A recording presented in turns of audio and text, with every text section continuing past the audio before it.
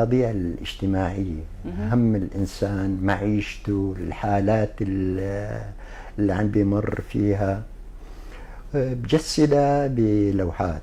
حلو.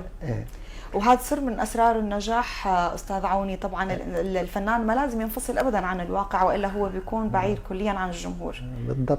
الفنان قدامه طريقين، يا طريق بده يدخل في التجارة وبيقدر يستفيد طبعا صح بمواضيع مثلا جميلة بينجذب إلى المواطن والأكثرية من الناس، ويا انه بده ياخذ المسائل اللي عم بحس فيها الواقع اللي عم بيعيشه ويجسده. صحيح. هون بكون يعني ما لا يستفيد ماديا. وحضرتك اخترت الطريق الأصعب.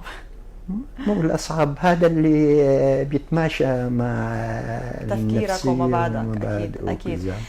كمان بالمعرض شفنا آراء حول المرأة وتجسيدك لها من خلال اللوحات. البعض يراها تجسيد جمالي يضفي جمال أكثر من الرجل كما ذكر أحد المتابعين، لكن البعض يراها رمز للعطاء أيضا. فأيها صورت، الأكثر جمالا أم المعطاءة؟ المرأة باستمرار بيقولوا الأم والأرض والأخت الحقيقة أنا معجب بالمرأة. جميل. جميل. طبعا.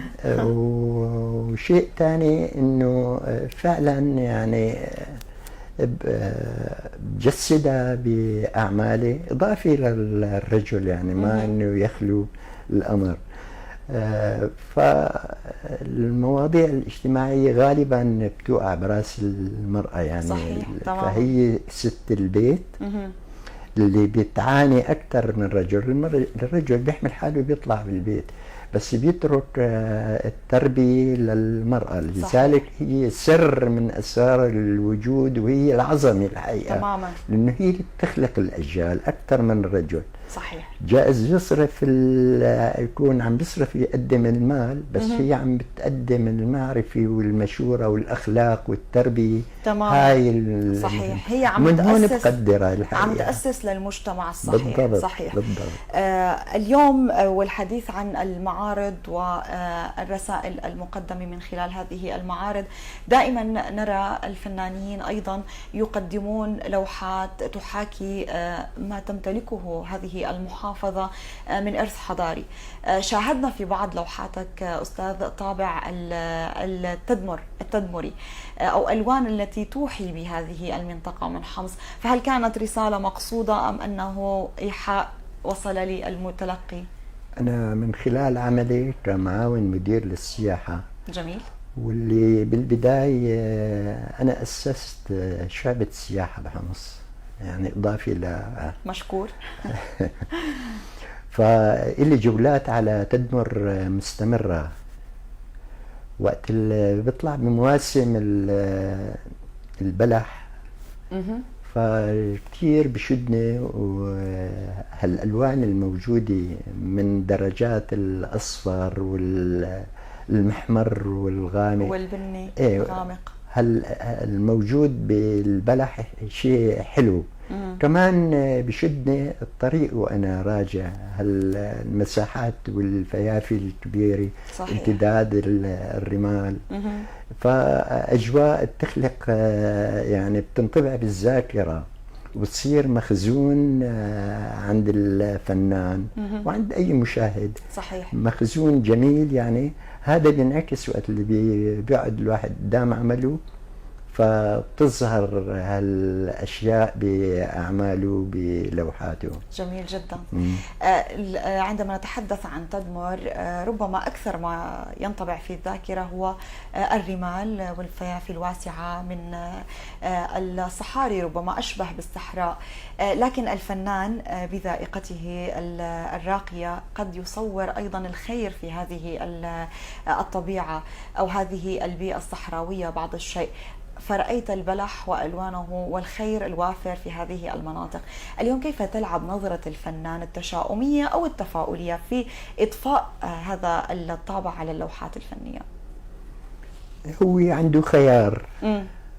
انه يختار الشيء السيء للانسان ويكون نفسيته سوداء، وفي انه يختار الشيء الابيض يعني، او بيعبر عن الناس. مكامن روحه اكيد. بالضبط، يعني الاشياء الحسنه المفروض ياخذها من حتى من الاحاديث، من الرفاق، ياخذ الشيء الحسن ويترك السيء على جنب. صحيح. فبتسود حياته الواحد اذا بده يضل مركز، اذا بدنا نركز على النصف الفارغ من الكاس. صحيح.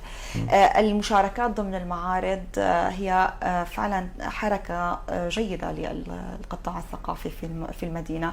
كان هناك مشاركات غير المعرض الفردي، سواء في حمص أو في سوريا بشكل عام، أو حتى إذا كان هناك مشاركات خارجية، لو نتحدث في هذا السياق.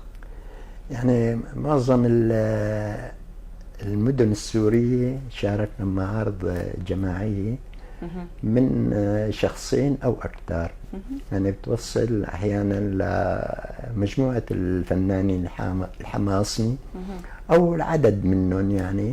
تمام. وفي مشاركات داخلية وفي مشاركات خارجية، مثلا لبنان، طرابلس، بيروت عملنا عدة معارض فيها. جميل. الأردن عدة معارض. في السويد سنتين دام المعرض يتنقل في شمال السويد. جميل. كان لك مشاركة بمعرض السويد؟ السويد نحن 7 فنانين من حمص، فأقمنا معرض هناك أخذ سمعة طيبة يعني. جميل. وحكوا عن روحانية الشرق. نحن مثلا في فنانين بيشتغلوا على التعبيرية، في عالم على التجريد، وهذا بيغني المعرض لأنه في تنوع.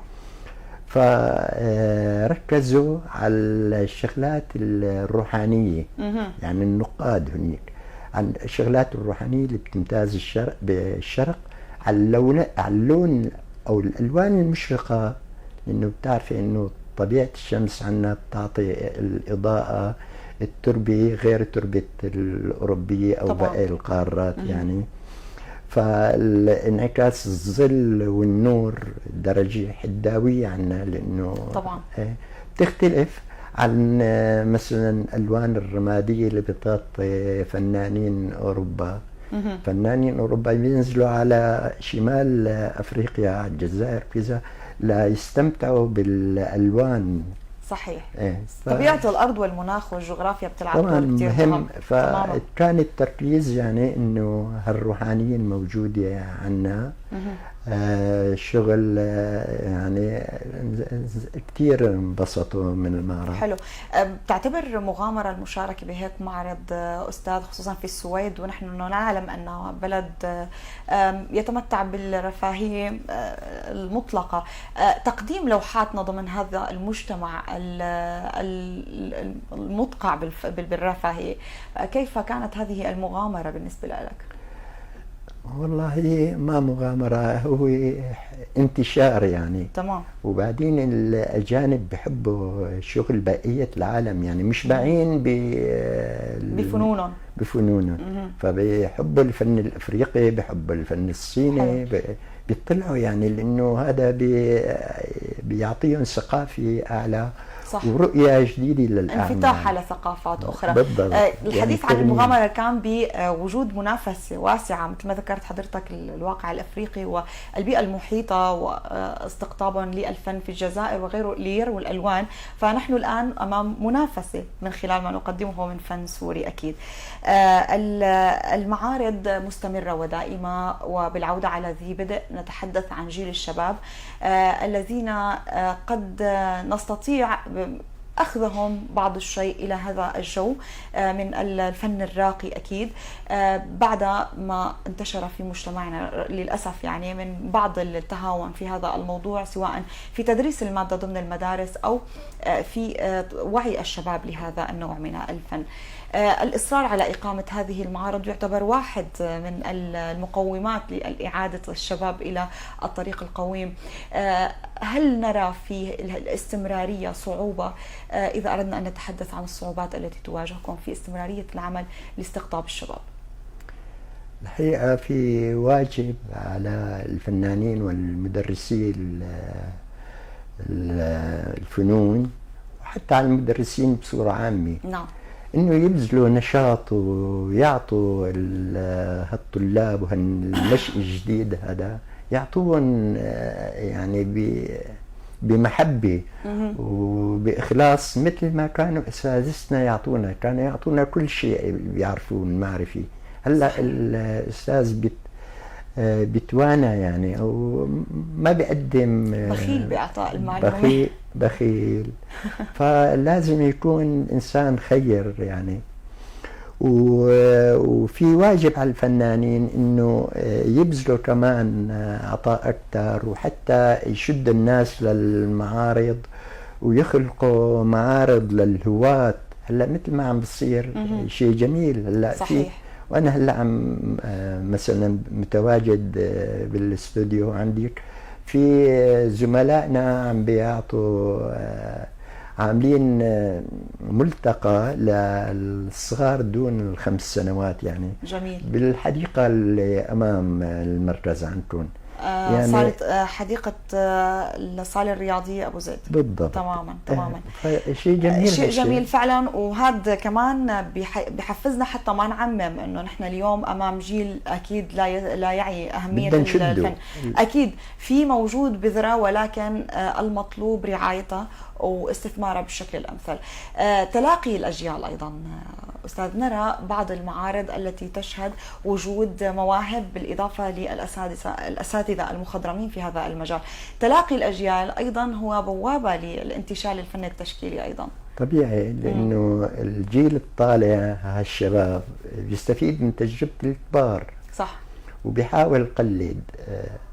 فالحقيقة هلا نحن ماشيين انه عم بياخذوا شغلة النسخ، بياخذوا صور باستسهال. هذا تماما بينسخوا. المفروض التركيز على الواقع الموجود، لانه الصورة المنسوخة ما بتعطي اي، ما فيها اي ابداع.